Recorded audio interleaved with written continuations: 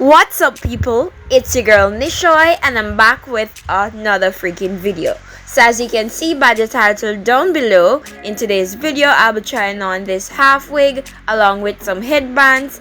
And if you'd like to see how I did this, then stay tuned. Don't forget to like, share, comment, and subscribe. Also turn on your post notification bell cause it keeps you posted whenever I upload a new video.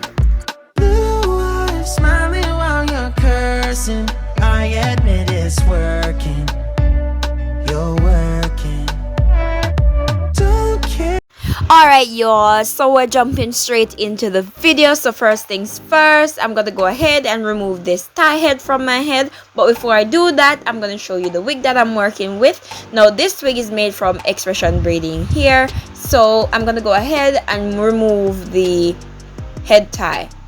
Then what I'm going to do is to go ahead and comb through the hair, ensure it's properly detangled, and then I'm going to go ahead and give it a middle part.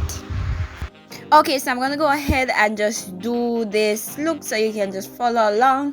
I won't be doing a lot of talking in this video, so just go ahead and watch and enjoy and learn something as well.